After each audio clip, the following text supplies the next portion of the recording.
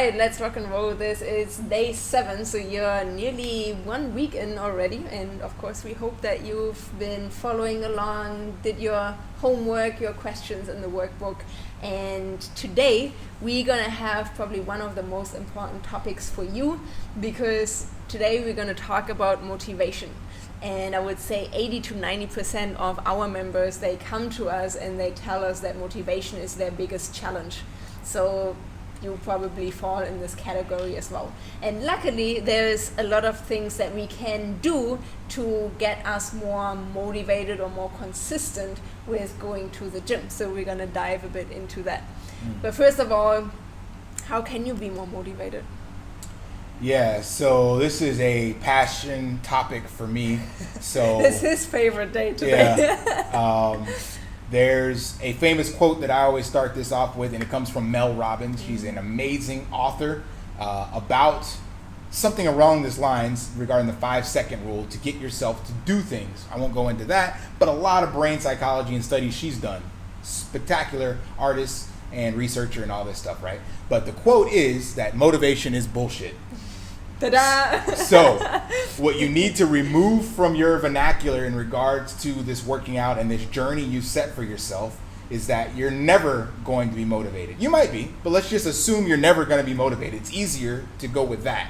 And the reason being is that motivation comes when we have something that we're looking forward towards, something that we're excited about, something that's usually fun, non-stressful in a negative way, right? So, by definition, working out doesn't check any of these boxes, especially if it's the first thing in the morning or after your long day at work, or the feeling you're gonna have of being sore. All this stuff typically isn't a positive, motivational kind of thing. Your long-term journey, of course, but it doesn't check the motivational psychology box in our brain. So that's why I'm saying just remove that and we replace motivation with discipline. So if we actually say, how can I be more disciplined towards my training, then we have a lot of additional help and support that we can give you. But before I give this back to your team captain and dive into this, discipline has a negative connotation, but we're going to replace discipline with self-love, self-respect.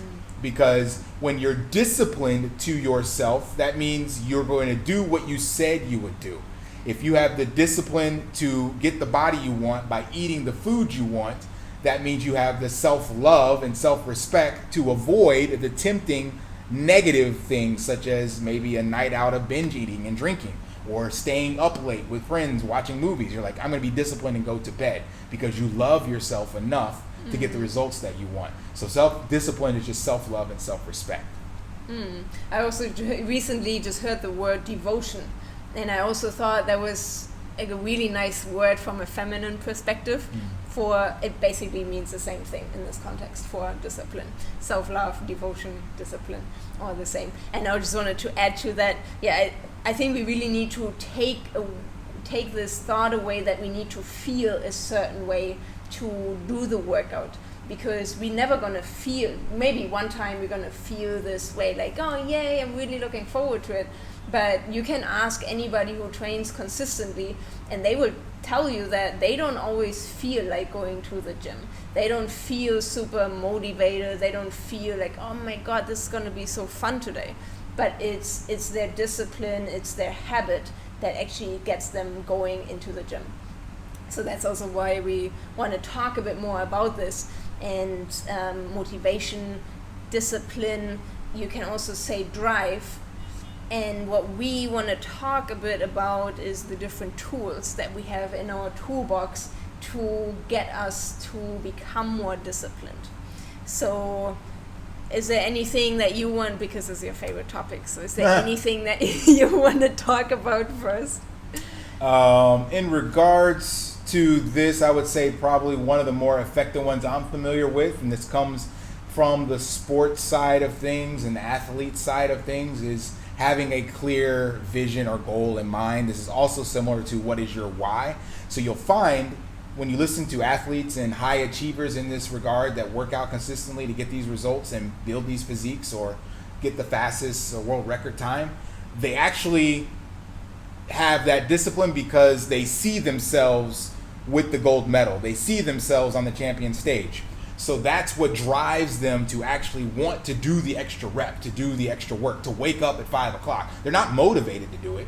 They're driven to do it because they see this end result and they know these things are what get them there. So you can use motivation in your head in that regard. If that's the case, you're motivated towards this end result. But what you're actually doing is just living in that future self.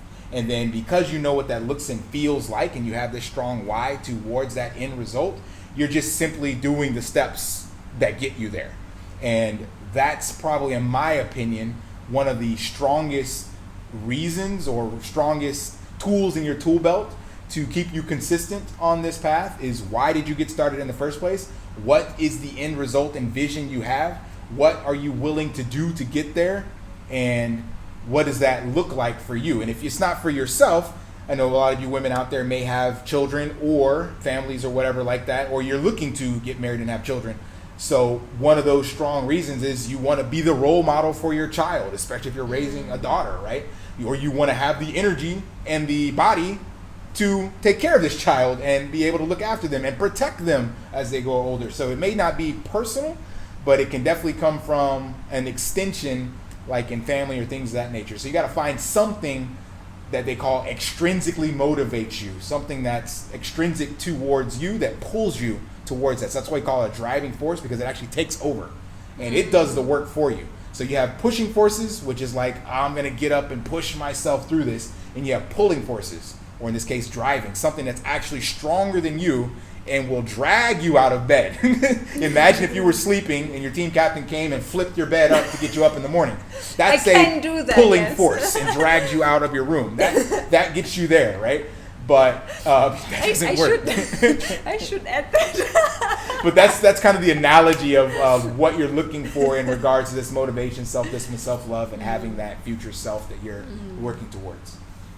Yeah, I think it's really in line with the why. You mentioned that as well. You just used the different words. I was also surprised. I thought you were going to touch on the why, which is basically the same thing as you just said. The having a very strong reason, and what's important is that it has emotion behind it. So, if you just say, I want to get fit, and you don't really have any reason that, really shakes you up, makes you emotional, you're not going to stay very long on that goal. But if you have something, as you just mentioned, with your kids and being a role model for them, being able to play with them, and even playing with your grandkids and all that, that can really start getting you emotional. And that's what you want to have for a why. Another thing that is probably my favorite is identity. And there is a quote by Tony Robbins. I have to paraphrase it a little bit, but it's basically, the strongest force in human nature is to stay aligned with who you want to be or who you are. So your identity. And the cool thing about our human mind is that we can create a new identity for ourselves. So maybe you've been somebody who wakes up at 7 a.m. every morning, but now you change your identity to somebody who wakes up at, let's just say, 5 a.m. every morning. And if you really start shaping this identity, I'm just giving an example, but if you shape this identity, now you start feeling bad if you're not in line with this identity. So being somebody who works out consistently, if you suddenly don't do this anymore, you will start feeling weird about yourself, and you will actually miss this working out because it's your identity. So it's a very, very strong force that keeps you consistent even though you don't feel like it. Is there anything else that you want to add, something to be more disciplined, something else that comes to mind? Yeah, I guess the only other piece with that would be what we kind of touched on before regarding the routine and the accountability. So having this why, having this identity, all of this basically has to fit into your lifestyle in such a way that you can build the habits and the structure so you can stick to this long term, and then that does eventually become you. So you've heard this probably before, fake it until you make it.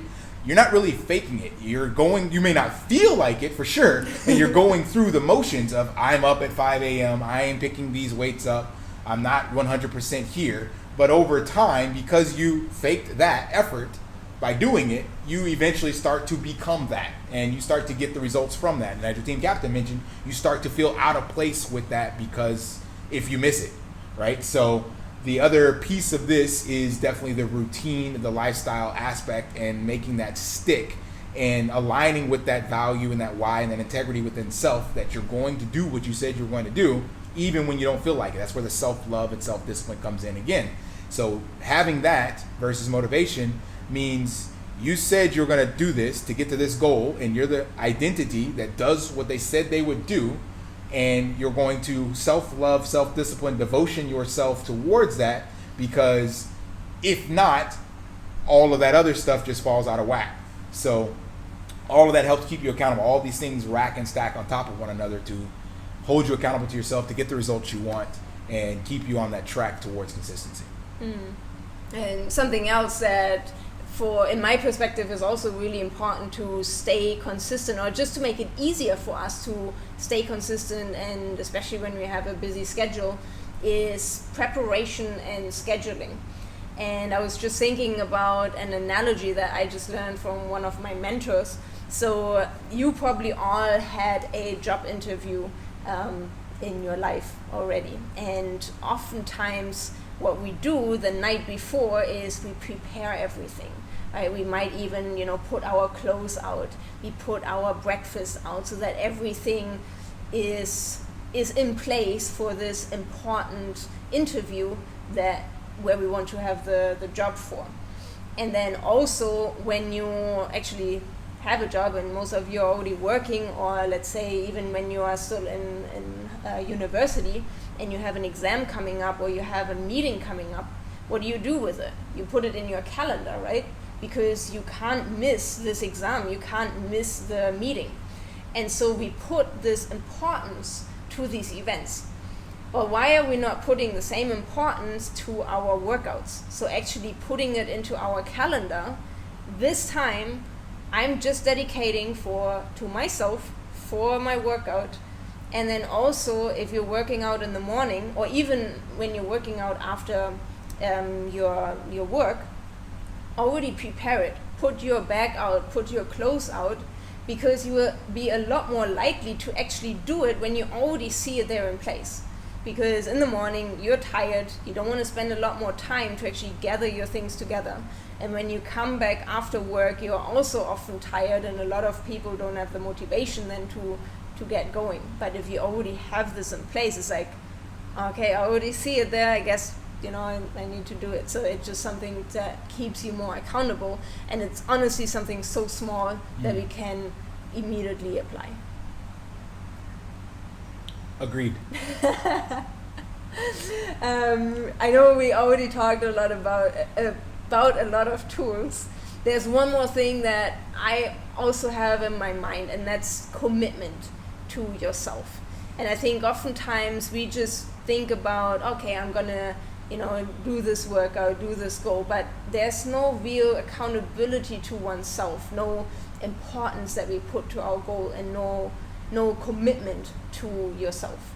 So if you switch that in your mind and actually make this a commitment, I am committed to do this tomorrow no matter what, then it gets a very different importance, and you're also a lot more likely to actually follow through with it.